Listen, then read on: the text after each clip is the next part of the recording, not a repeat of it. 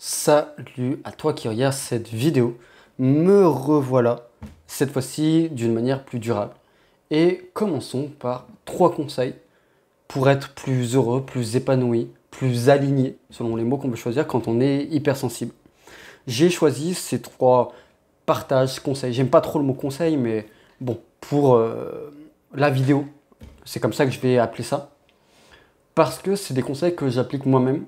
Et je pense que si je devais résumer 3 conseils qui m'ont rendu vraiment plus heureux, en tout cas plus heureux dans le fait de vivre cette hypersensibilité et de l'accepter, c'est ces 3 conseils que je donnerais à mon enfant, en réalité. Donc, le premier, sans vous faire attendre, c'est apprendre à se prioriser. Quand je parle de priorisation, je crois que j'en ai fait une vidéo sur la chaîne, je parle d'égoïsme sain. Je sais que l'égoïsme pourrait vous hérisser les poils au plus haut point, mais je parle de vraiment apprendre à se prioriser, apprendre à dire non.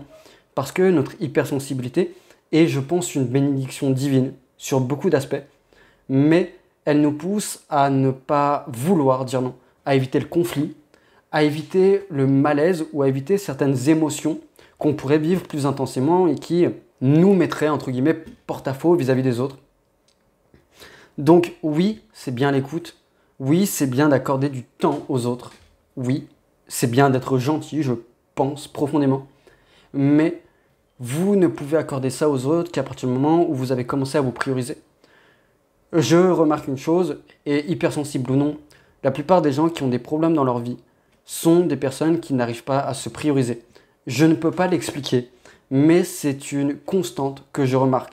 Personnellement, quand je suis arrivé à totalement savoir me prioriser, comme moi je l'entendais, et de plus en plus en réalité, c'est là où non seulement j'ai commencé à avoir plus d'énergie, à résoudre mes problèmes d'une manière plus ou moins facile, instinctive, voire même certains problèmes qui se sont résolus comme ça, comme par exemple des personnes toxiques qui ont quitté mon environnement sans que je ne fasse quoi que ce soit, parce que comme j'aime le dire, la vie fait du tri d'elle-même, mais aussi, c'est là où j'ai pu le plus me développer, le plus m'épanouir et le plus me réaliser.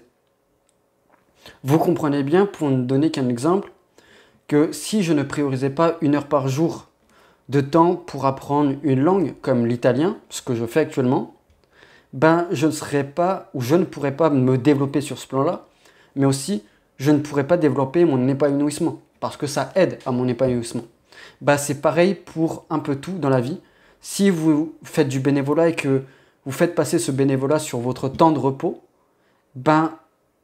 vous allez vous cramer comme j'ai eu plusieurs fois des clients et plus particulièrement des clientes.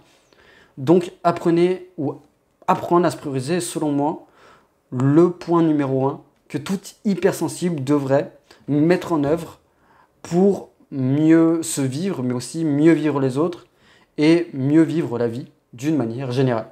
Le deuxième, c'est travailler sur soi, mais plus particulièrement sur son intelligence émotionnelle.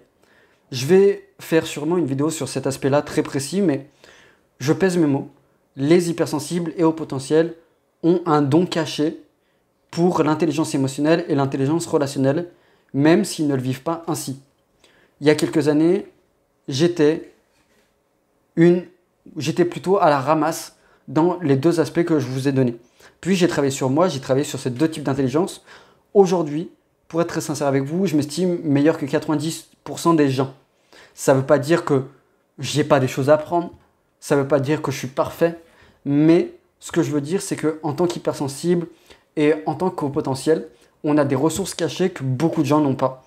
Et je pèse mes mots quand je dis ça, il n'y a pas une forme de on est supérieur, il y a juste une forme de c'est différent, qu'on s'entende bien sur ce point-là. Donc, les hypersensibles ayant pour moi un don caché pour cette gestion émotionnelle, ont tout intérêt à apprendre à la gérer. C'est comme, il y a cette métaphore qui est assez connue.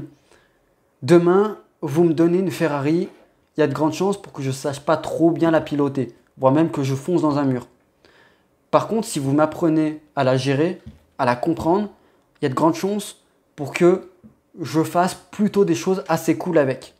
Il faut comprendre que l'hypersensibilité, le haut potentiel, et notamment la sphère émotionnelle de toutes ces caractéristiques, de tous ces aspects, de toutes ces étiquettes, c'est qu'une question développer les compétences pour apprendre à les gérer. En fait, on n'est pas né avec le manuel apprendre à gérer mon hypersensibilité ou apprendre à gérer quoi que ce soit. Non, c'est des apprentissages qui doivent se faire. Et encore plus intensément quand on est hypersensible au potentiel. On a cette faculté à ressentir beaucoup plus intensément les émotions et pour certains profils, à beaucoup plus facilement les remarquer, les introspecter et les remettre en perspective. Donc, c'est un don, c'est une pierre fondatrice qui peut nous aider derrière avec un peu ou beaucoup de travail selon les personnes.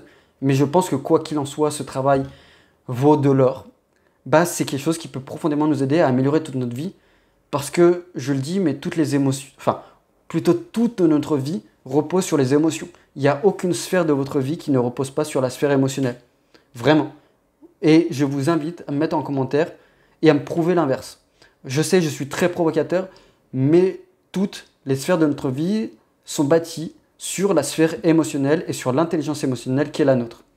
Donc, je pense que ça peut être quand même judicieux de s'intéresser à ça, de comprendre, de se comprendre et de se documenter ou de faire un travail sur ça, que ce soit en accompagnement ou non, selon les intérêts de tout à chacun. Et le troisième point, pas des moindres, c'est bâtir sur ses valeurs. Oui, notre sensibilité, encore une fois, nous pousse à connecter avec les autres, à connecter avec les valeurs des autres, et parfois même inconsciemment, à, comment dirais-je ça, aller vers des valeurs qui ne sont pas les autres, qui ne sont pas les nôtres plutôt, qui ne nous tiennent pas profondément à cœur. Mais aller et construire en fait. On parle vraiment de construire à partir de ces valeurs, à partir de ce qui compte vraiment pour nous, que ce soit l'authenticité, l'honnêteté, la pudeur, que ce soit la franchise, la liberté, la beauté, bref, il existe des millions de valeurs. Je pense que c'est extrêmement important de bâtir à travers ça, parce que les valeurs sont un peu à voir comme les piliers d'une chaise. Si vous coupez les piliers d'une chaise, il n'y a plus vraiment de chaise. Une vie alignée sur nos valeurs, c'est une vie puissante, c'est une vie stable, c'est une vie qui est naturelle pour nous. Et c'est une vie qui fait que je pense, on ne regrettera pas d'avoir vécu ce temps sur cette terre. Encore une fois, pour donner un exemple, j'ai deux principales valeurs. La première, c'est la valeur de l'éducation / du développement sur moi. En gros, j'ai beaucoup de mal avec, déjà moi, quand je ne suis pas dans une optique de développement et d'apprentissage, mais aussi parfois avec certaines personnes qui refusent d'apprendre sur elles-mêmes ou sur les gens. Bref, c'est un travail aussi que j'ai à faire sur moi. Mais j'assume pleinement le fait de me dire que déjà moi, quasiment toute ma vie est basée sur ça. Mon métier d'hypnothérapeute est basé sur le fait de pouvoir me développer continuellement, comprendre les humains, comprendre et m'améliorer dans ma pratique. Tous les jours, je fais plusieurs heures d'apprentissage. Encore une fois, parce que ça nourrit ma valeur, ça me rend heureux. Ou encore, pour vous donner un autre exemple de valeur, pour moi, la pudeur est une valeur extrêmement importante. Non seulement pour moi, alors pudeur, discrétion, mais aussi pour les gens que je fréquente. Dans le cadre d'un couple, pour vous donner l'exemple, je recherche une femme qui a une notion de pudeur, plus ou moins développée, mais en tout cas c'est important. Et les gens pourraient dire ce qu'ils veulent.